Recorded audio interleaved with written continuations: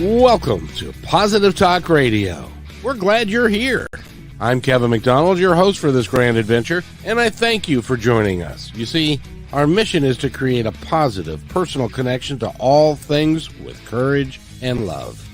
We invite terrific guests, interesting topics, and great conversation, all in a fun, entertaining way. And we always manage to learn something, too. So I hope you will stay right where you are for this episode of Positive Talk Radio.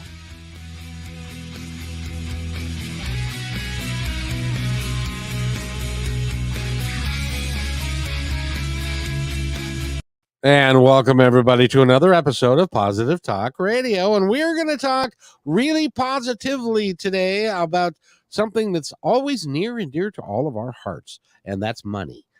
Because money equals something that you can do with your life, so that you can do something with your life rather than being stuck, like, I don't know, at home, hiding underneath a rug or something. So in any event, we've got a great gentleman with us. His name is Ingemar Anderson. He's written the book, The Wealth of Nations. And we're going to Generations. Wealth of, what did I say? What did I say? Nations. But you're right. Actually, that was the original book from Adam Smith. But go ahead. The Wealth of Generations, and it's I can't believe I didn't say that right. Anyway, so he's a great guy, and we're going to talk to him about what it's like to be human, what it's like to make some money. He has got quite the resume. He's an educated man, and he's got a master's degree, I believe. Tell me about your education. Oh, my education is not that important. I have an MBA in finance, and I did electro engineering. Can you believe it? I know how to put TVs together and stuff like that. What is electro engineering? Electro engineering, everything that has to do with electronics. Really, yeah. But it's probably an older branch of education. I don't know if they still have it, but yeah, it's like electronics. Anyway, and I wanted to just grab and look. You said Wealth of Nations. It's funny you said that, because that was the original book from Adam Smith in the 1700s, and that's what I'm playing to, that people relate to that. So Wealth of Generations is. But I can go into that. I don't know more about me. What do people want to know? Well, I think what people want to know is how you wrote the book, because we're talking. So let's start there with the Wealth of Nations, which was written in the 1700s. I just found that out, by the way. Yeah. And that was kind of the precursor for what you're doing today. What was that book about? Why was it important? Oh, good question. Yeah, 1776. Everybody knows that date, probably. I do. And if you don't know that date, shame on you. Yes. That is the year that we declared our independence from England. Go ahead. Exactly. And but the same year, Adam Smith wrote his book, just a few months earlier, Wealth of Nations. And maybe that's kind of a precursor to why America was founded, because this was the whole idea of forming nations was very prevalent at that time. So he wrote that book, and he wanted to articulate how nations can create wealth. And that's why he wrote that book. And this is how capitalism really started, because first people just traded stuff, goods, salt, whatever, like resources, mostly gold. And so that was mercantilism, where they just exchanged goods for money. Money was already existing, but with Adam Smith, we added another component to the economy, which is labor. So we added labor to stuff that, we formed businesses that produce things like pianos. That's why Mozart and Beethoven were so, successful, because they had actually an instrument to play on, because otherwise, who would make that if there's no labor? That would be... They would be just humming by themselves. Yeah, right. That's what they used to do. Maybe some drums and stuff and small instruments. But so that's how capitalism started. 1776. Not only America was founded, but capitalism was in that year literally founded. Um, and so, but the idea was to make nations rich. And, I have to pause there because that's so important. So, what happened now, 250 years later, let's see, 300 almost, uh, now all these nations are so rich, right? We have rich nations. Yep. We have some rich people too, oligarchs in Russia and in America probably too. Yeah, yep, they are, and the ones in Russia are under a little bit of stress at the moment, but At the moment, yes, rightfully. I mean, that's a good example what happens if oligarchs get out of hand and if capitalism is not managed correctly. That's what happens in Russia right now. But that's another story for sure. Now, interestingly, nations got also rich. America is a rich country. And when you look at the people, a lot of people are rich. A lot of people used to be in the middle class, but a lot of people are pushed out of the middle class right now. And why is that? Um, richer got richer. yep, When you read my book, you will see there are graphs in there that show that. And there is other books that clearly, Thomas Piketty is one of my hero in the terms of economy. He came out with another book. It's called Capital. That's the name of the book, and that was a big role model for me when I wrote my book. But so now I wonder. You can do all the analysis and think about why are the rich getting richer and why is the middle class now disappearing or getting smaller? Why is that? And I know, the I know, reason is I know. No, go ahead. why is it? Because it doesn't suit the people that are in charge. Because if you look a little bit at history, well, first of all, I want to remind everybody in 1776, one of the reasons why we were so unhappy was because England was taking all of our wealth Yeah, to England rather than it staying here. So the right. people here were being kept down so that it could benefit the finances of the folks who were in charge in England. And Exactly. the same thing is holding true today because it doesn't serve people.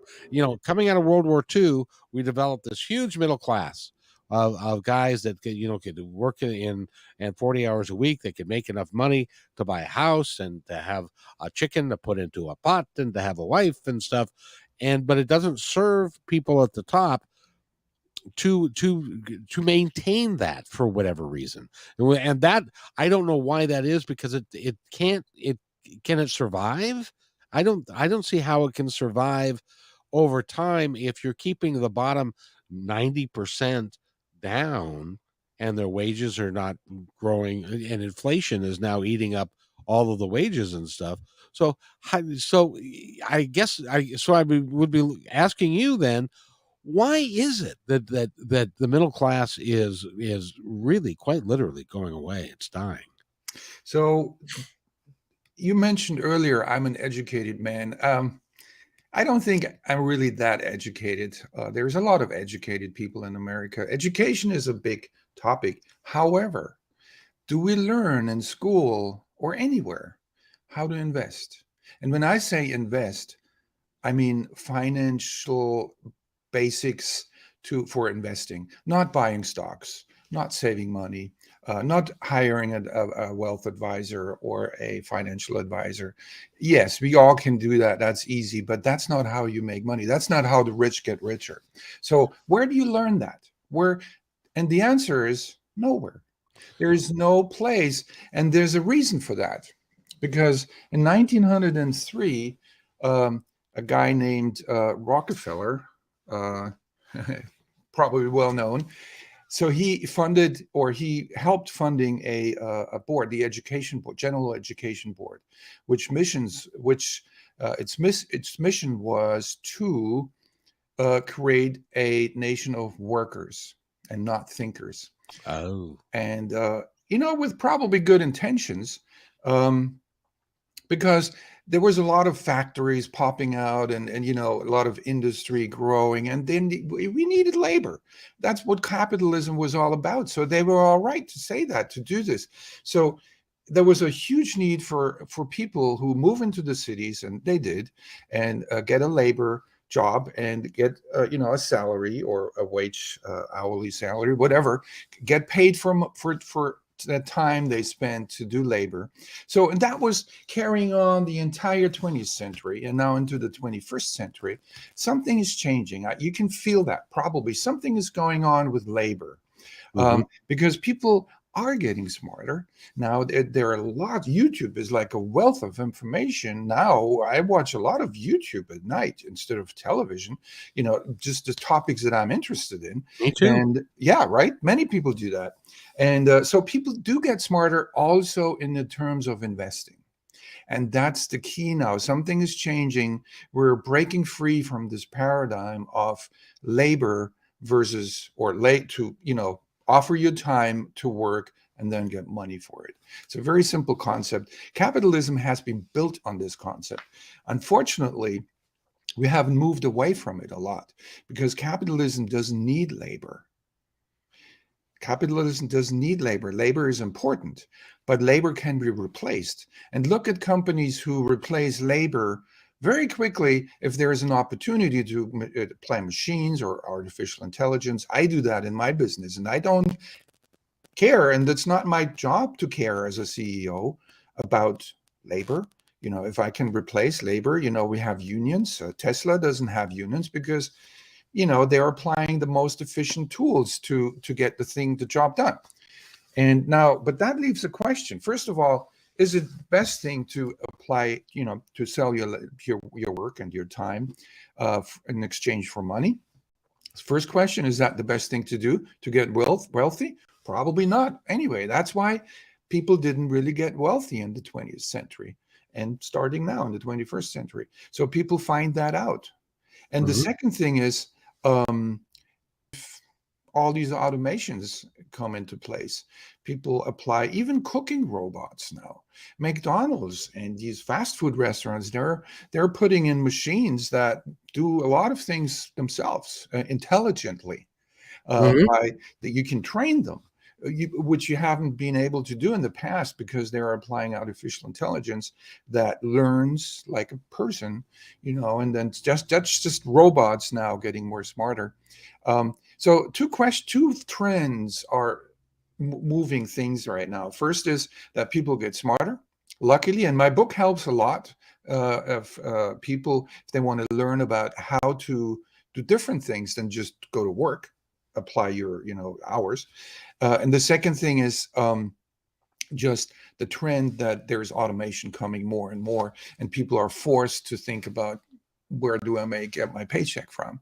And they're probably sick of going from one job to another and learn another thing just to apply these skills, learn more skills, and then get just a hourly wage. Sometimes people even straight into a low wage economy for themselves because they don't have the skills, and they're not able to train fast enough. So that's the whole idea now. A major, and it really is a major topic going on now because it's so Yeah. hard to do. Mm-hmm. With the housing values and with Mm-hmm. the cost of living and everything, and the wages are not necessarily going up for everyone, No. and it makes it very difficult to build wealth that can withstand your retirement, let alone generations. Right. Um, Built and well and keep wealth is the big question. As you hinted at that. Yeah. Yeah. So, and by the way, in high school in the United States, they still aren't teaching kids how to balance their checkbook, or how the banking system works, Yeah. or how to open a savings account, how to opening a Yeah. checking account. Exactly. Yeah. These are important. I have seen my son, for example, he does learn more about finance now than I have, for example, or other, like, I was surprised, but it's by far not what they need to know. Very basic rudimentary things, how credit card work, how your credit score, which is the credit score is something that you learn later on when you actually have a credit card and everything, but then you make mistakes already. And so it's kind of a screwed system as well, because you're not trained to really build, um, you just learn by experience. If people would have known that earlier, um, yeah. Well, and the credit card companies, they manage to suck you in, because Oh what yeah. they do Hmm. is if you're not paying attention, then you need to pay off your credit cards every month. But if you Hmm. don't, the minimum payment is so low Hmm. that you're barely covering the interest Yeah. of when you make that payment. And Yeah. so if you and my children have done this, is Hmm. they have said, well, the minimum payment, that's not very much. I can put more on this card, and then the minimum payment becomes 100, $200. And Yeah. then it's like, but then they look at the balance and it's like they'll never pay it Hmm. off Yeah. in their entire life. Yeah. And so, we've got to make changes in how we think about stuff and how we think about money, right? Right. Yeah. So I think these are all kind of on the surface things that we need to learn. Practicality, like, how do you handle the system that exists? My book goes goes pretty much further and deeper than that, um, because what I try to do is to set a stage for people, or set an understanding what wealth really is.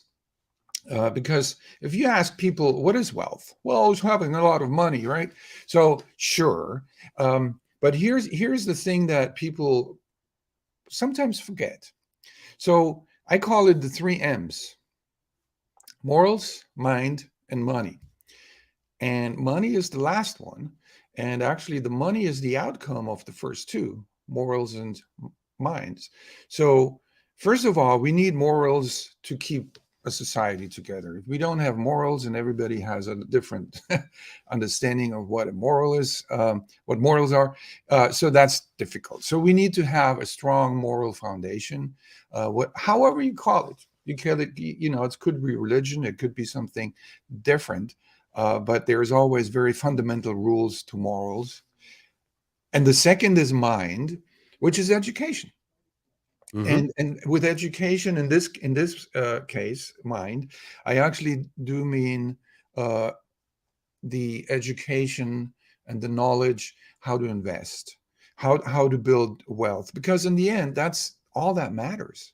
You need to build morals in your family. Need to make sure people are educated in your family. I'm going to pay my son's college fund now, because I want him to have a education in general things like math and whatever fields you want to study. That's just the foundation. But the on top of that, he also needs an education that comes from me mostly, or from the parent, how to handle generational wealth, which is a topic that I cover in my book, but it's a big topic. So, but if you have morals in mind, what will follow? And that's my theory. Well, I don't think it's a theory, it's proven. Uh, I think it's proven. I think I prove it in my book. What will follow is money. Money is really just um, the visible part.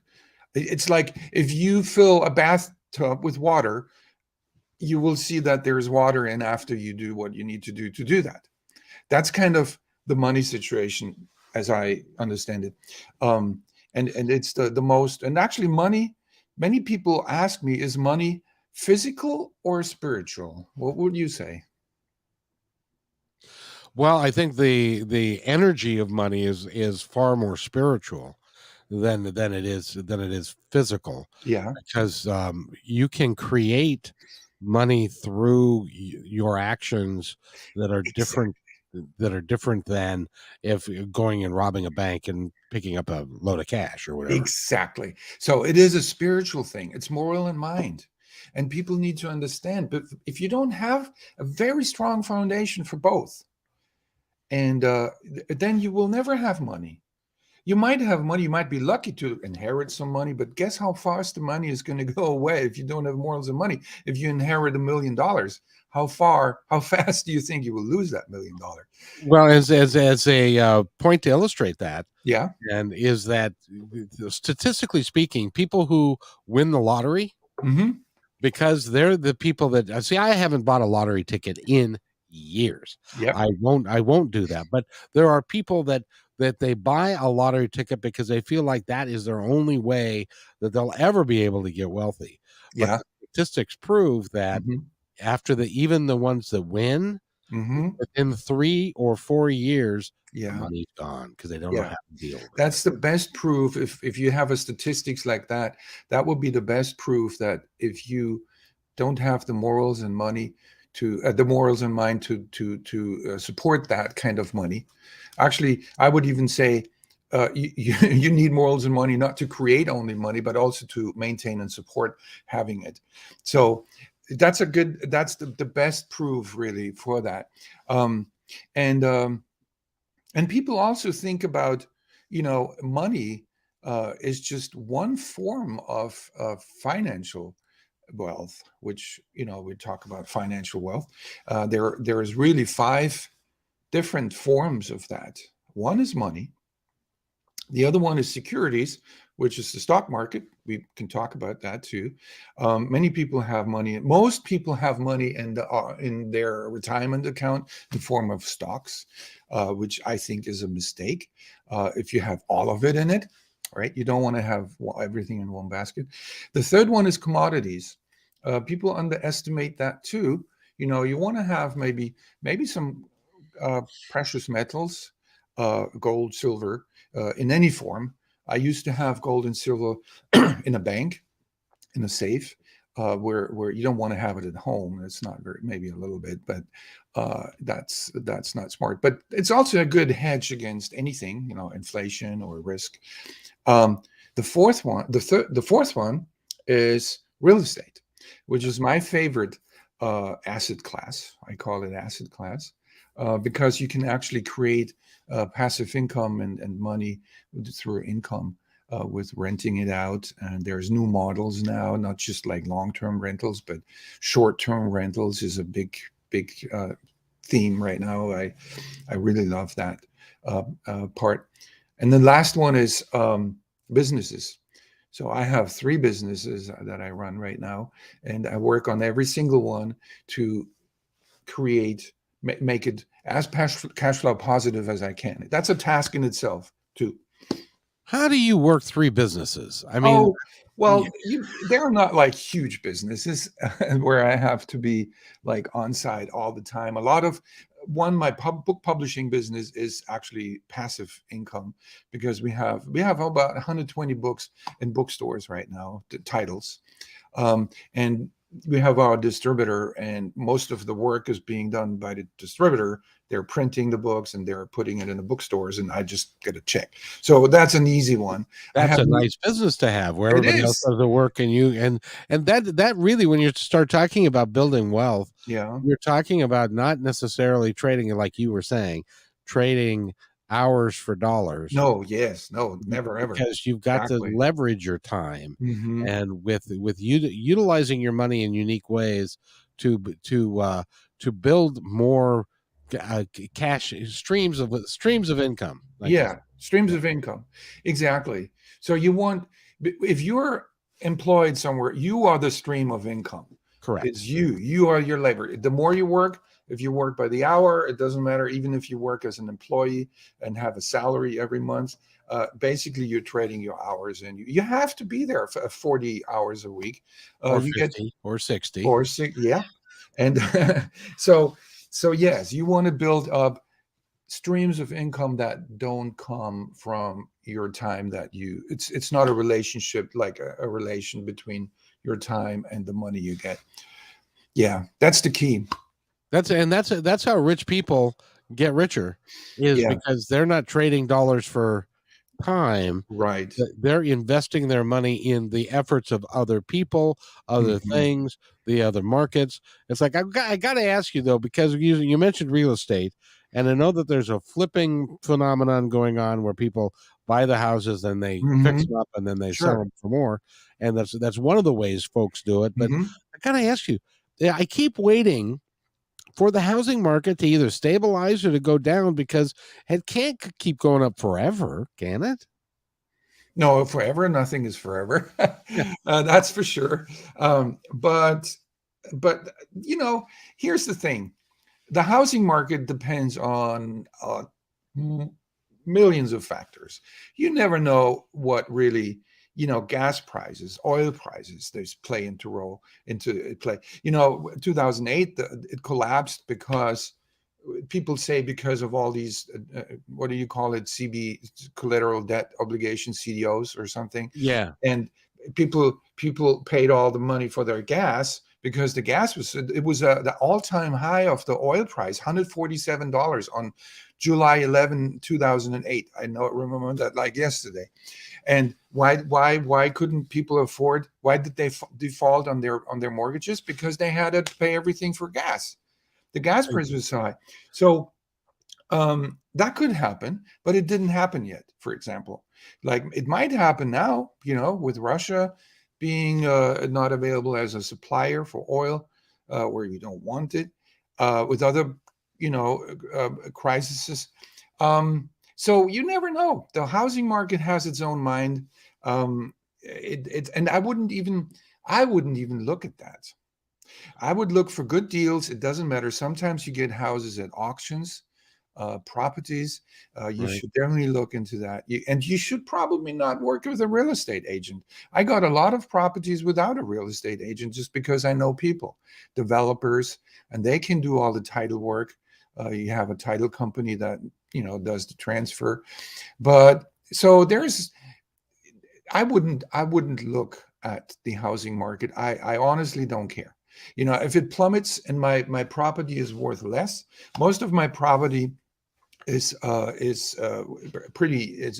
almost debt free, or I have enough income that supports whatever happens to the mortgage or toward. So And that's really the key, yeah. isn't it? To be able to be able to leverage it so that you can work it so that you're not paying a great deal of debt to service the land, that Yeah. it either pays for itself or and hopefully makes a little bit more money. Well, you should not have any real estate, even for your own place, that is cash flow negative.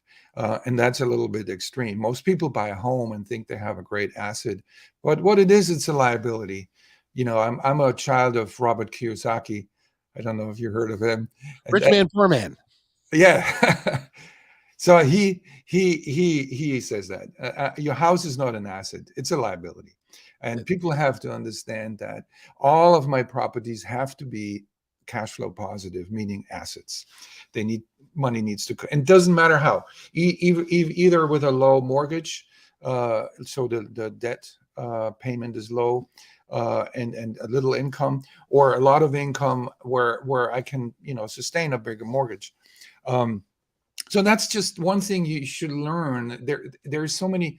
This is real estate, right? So you can specialize into real estate. When listeners who listen now might think like, oh, what should I do? So you have five asset classes, and you can And you choose. should do a little bit of all of it, shouldn't you? And you should, yes. Mostly people tend to do one much more than the others.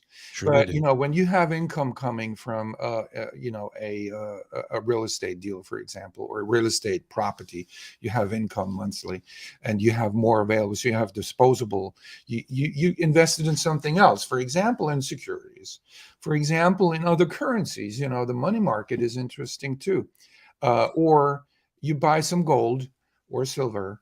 It's always good to have that in the back. Um, or you think about starting a business. And when you have a real estate and you rent it out, basically you already have a business too. Because so real estate is a very good combination between real estate and business, because you have income. You have to report that. So they go hand in hand, real estate and business. What's interesting about that? I was watching the movie that Keaton was in, about McDonald's. Essentially, McDonald's corporate is in the real estate business. Oh, yeah. Yeah, I heard that many times. I haven't looked too much into it, but yeah, Well, it's a real estate business. You're well, right. what they do Hmm. is the corporate buys. They look at they look for the they look for the land, Hmm. and they buy the land, Yep. and then they sell the franchise to Hmm. somebody who builds on the land and pays McDonald's rent for the land, Hmm. and so they and for the franchise, Yeah. and so they've got you, and then the operator is the one who is the one flipping burgers, Hmm. 18 hours a day for the rest Exactly. of their life. Yeah. Yeah, But that's a classic example where you combine real estate and business as one business. Yeah, as a yeah. the company that I worked for was called Garcia's of Scottsdale, and they tried that model, but Hmm. they were less successful at negotiating rents than they could have been. So Hmm. their rent packages were well over 10% of Hmm. the value of what the restaurant was pulling in. So it couldn't Yeah. work. Now, Ingemar, there's people that are out there that are saying, "Yeah, I know we should. There's 5 things, and there's gold, and this. I don't have time to research all of that. I don't. That's why they need to get your book, isn't it?" Yeah. And once you read my book, I think somebody's phone is ringing. Oh, my phone. But it's on silent. I just heard it humming. So um the my book will get you into it, and there's not a lot of research that you need to do in general. If you invest, sure, if you have a specific investment you look at, you should do your due diligence and make sure it's for you and everything is correct. But it's an awareness thing. I think my book will get people, make people aware of what's available, and why they should use certain tools or certain assets. Um, yeah. And the thing is, I don't have time. When people say that, uh, they are saying, I don't want to invest. And I want to, many people, yeah, many people don't want to spend a lot of, they just want to code for software programmers, right? They just want to go to a company and code, and they're very into it. I was that myself. I used to program for a company. um, but here's the thing, you're missing out.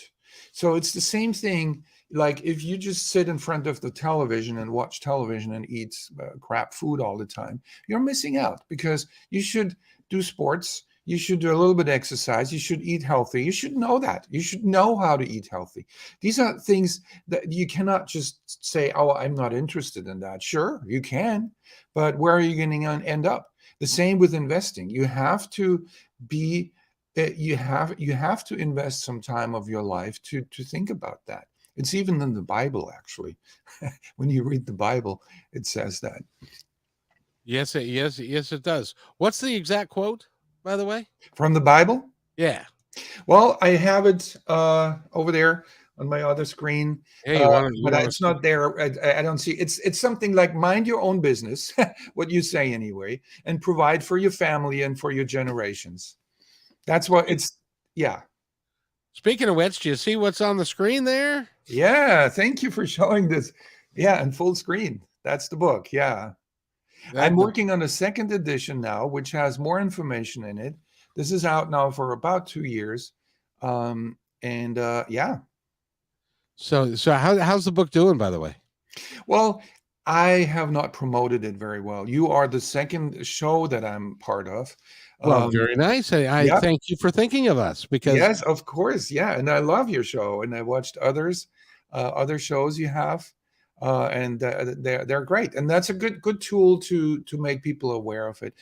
Just in general, since I'm a book publisher as well, um, it is crucial to speak about your book uh, anywhere you can. You can have book signings. You can go to, actually, be hired as a speaker, motivational speaker, if that's something you want to do. um, Book promotion is a very unique thing, and I'm publishing other books right now. I didn't even focus on my own book so much, but my message is so important. I think that's why I give out my book for free. By the way, if you show the first page, you can just register there, and I will send people out a free book. well, Go to that's the that's first, yeah, that's really cool. mhm. So you can get a free book, and they go to your website, which is Ingemar.Anderson. that's right, and .com, right? No, actually, Ingemar-Anderson.com. Right. Yes, Yeah. and so they go there, and you'll give Mhm. them a free book. Isn't that nice? It is, yeah, right. That's my contribution to other people's. You know, I want other people to succeed. I had a tough, rough time when I was younger. I was not aware of all these things that I learned. I studied hard. I started my own businesses. It's not always easy. Starting a business is actually the most difficult task in your life, probably, besides your marriage. um, Yeah, there but is that. There is yeah, that. But no, it is starting a business. Well, I sought a consultant about my business and with my media company and everything I'm doing. yeah, And so she gave me a list of things that I really should need to do, what I need to do. It's like, holy crap, that thing, it's amazing how intricate it is to get a business from the chalkboard hmm to the boardroom to be able to actually make some money doing it. hmm It can be a daunting task, but if you're organized and you have a passion for something, that whatever yeah, you're doing, you can do it. You can do it, and you should yeah. do it. Yeah, and my opinion, my what I write in my book is kind of crazy. Um, so my vision for the future is that everybody would run a business. It sounds a little bit weird right now, and my vision is that nobody goes to work anymore. It's not kind of probably what's going to happen. I think young people should go to work. Like my son is 15. When he is out of college, he will. I would recommend he gets a job somewhere, mostly in bigger companies, because they have you have a lot of colleagues. You can learn from them. I think it's a good start, but there will be less and less available. So, and maybe there will be a time where it's like I don't know if you've seen that movie Soul and Wolves. I forgot the name, where everybody after 30 gets eliminated. Uh, Because there are just too many of us, they and we can't. go to heaven kind of thing, Yeah, in a very nice form. I forgot the name of the movie, but I predict that there will be a time where people after 30 or 35 are expected to create their own businesses, in a way, because we have all the tools, online tools, these apps now, Airbnb. You can start your own business like nothing. You already have a huge marketplace, a huge customer base. You just need to tap into it, and you will have more freedom. I think there will be a time where that is kind of expected, where people stop working for an employer and have their own business. It sounds crazy today, uh, but that's why it's important that everybody really knows how to do that. Yeah. no, I agree. I agree. Now, the one thing that I think, now I'd love your opinion on this, because I know you've done a lot of research in it, Yeah. and that is the one area that I think we are in big trouble Hmm. as a country in is when we're talking about truck drivers, mechanics, plumbers, electricians, all of they call them the trades. Um, Hmm. I think that we're having a lot of people not going into the trades anymore, Hmm. Yeah. and so we are, until they figure out how to automate everything so that you don't need a diesel mechanic and those sorts of things. Right now those guys can make some decent money. Now Yeah. but the key is, even if you're doing that and you're making good money, the key is to not spend everything you make, and then to start investing and doing that sort of thing. Would that be a great way to start for Of someone? course, you should. I mean, that's just general budgeting. You should always have something that you can donate of your salary to a good cause, and the other part is you should put some money away in savings. And when I say savings, people doesn't mean bank account. It could be a lot of different things. It could be already like nowadays you can buy crypto. Why not? You can put some money away in crypto and Bitcoin. Um, so yes, of course, that should be anybody's, but it's not. That's why I think it's important to learn it when you're young, because you build habits, and then it's really there. You build a credit card debt, and then it's really hard to get out of it. But Yep. yes, that's the one point. But here's another point you mentioned: trade. I learned a trade too myself. Electro engineering was actually a school in Germany, in electro engineering, where I actually repaired televisions in the 80s. We still had the radio tube radio with the little tubes in it Oh yes. Oh that we yes. I fixed. remember.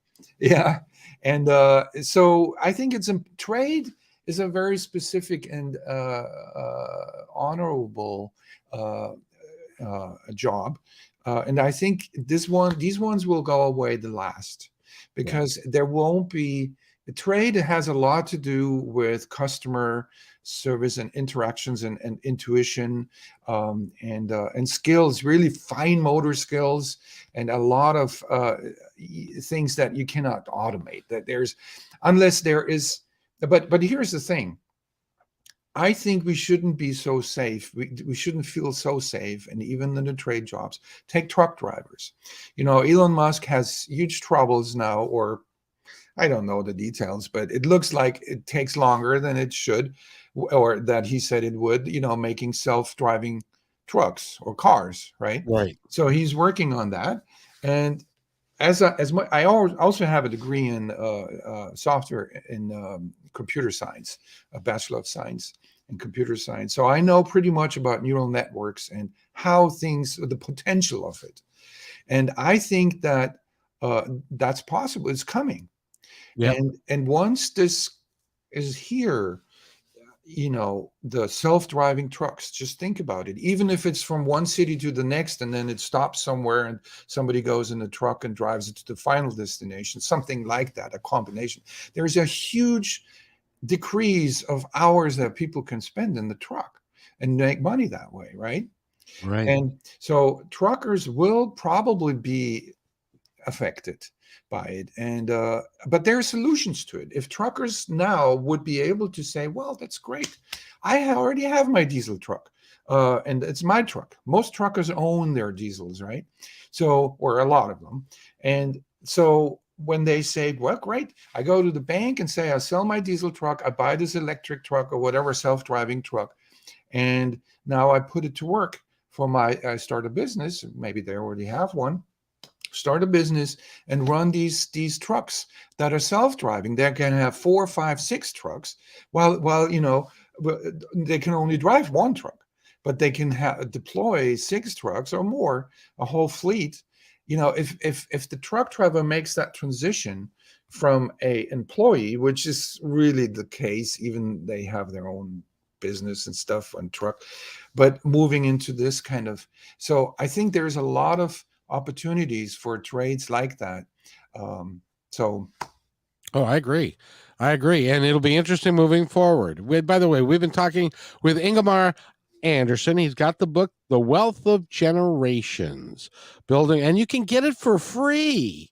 By the way, that's a really good price. Just free is always good, but there's no catch, except that I have your email address and it's, of course, I will not sell it to anybody, your personal data. You have to agree to be on a newsletter, which I haven't really started. See, this shows just how much I don't focus on getting my message out, but I will probably more now. But yeah, anyway, so I think you should go to his website, which is Ingemar-Anderson.com, and that'll get you to him, and drop him a line. Say you heard him on the show, and that you'd love to talk to him and stuff, because he's got a lot of great information. He is, and like I said in the beginning, you're an educated man, and you got lots of stuff going on. So it's great. It's great to have you here, young man. Would you have another book coming out? What are you going to do with yourself? What's your next big project? Well, there is not another book, another edition of the book. You might want to get this for free, and then you can buy the second edition on Amazon. There's a lot of more, or on Barnes and Noble. It's everywhere, even in other countries. I'm going to have a Spanish version and a German version, by the way, as well. That's what I'm working on. But besides that, I go more and more into real estate. That is kind of my way how to build wealth. I'm very convinced. I already had many the real estates that I flipped or rented out and sold, and so that's the way I think you should go. If you don't want to specifically do one specific business like software engineering, it's very difficult sometimes to, yeah. But anyway, that's kind of. Yeah. Well, my nephew is a software engineer, Mhm. and I tell you, you never get out of school. Yeah, You, no. Oh, you- that's the other thing with software. I stopped programming because there's always a new cool language you have to learn or new things. Um, and yet I was a specialist in certain software, and I thought, like, I can't do this. I can do this for 10 years and save enough money. That's maybe another way to do. Work for 10 years, save enough money to then stop and invest in something big. Yeah. Exactly. So go to his website, check him out, get the book, and I'd like to thank you, Ingemar, for being here today. And is there anything that you would like to say to our audience that's listening now or in the future? Anything at all? Well, I think my message was clear, hopefully. I believe very firmly that the times will change dramatically. And I think everybody should be prepared. And I would hate that people are surprised with all the changes coming. I expect big changes within a lot of things, technology, oil. So I think it's time to wake up and change. Look at what you could do in your life. It's much more than I used to do it as an employee. So that's kind of my message. I hope makes sense. And absolutely. Well, just keep on thinking, folks. Keep on moving forward, and if you pay attention, and you go and you get some resources that you have available to you. As an example, this particular book right here. If you go get the Wealth of Generations, that can help you to learn a little bit more, and then you can pick and choose what works for you. And go ahead. Available in all bookstores, by the way, on Amazon in different countries already. So if they want to buy it on Amazon, they can do that too. You can go do that. So thank you again for being on the show, young man. I gotta go, but we'll be back in a while with another episode. But if you'll wait right where you are, Ingemar, I'll be right back. Sounds good. Thank you very much. Thanks for enjoying this episode all the way to the end. Please give us a like and subscribe to this channel. This has been a production of kmmedia.pro. Please visit our website, oddly enough, named kmmedia.pro, for more details about us and our mission, which is to provide great positive programming designed to inspire us all. I'm Kevin McDonald, and I'm proud of these shows, and I truly hope that you'll like them and share them with friends and family. So on behalf of our entire team, remember,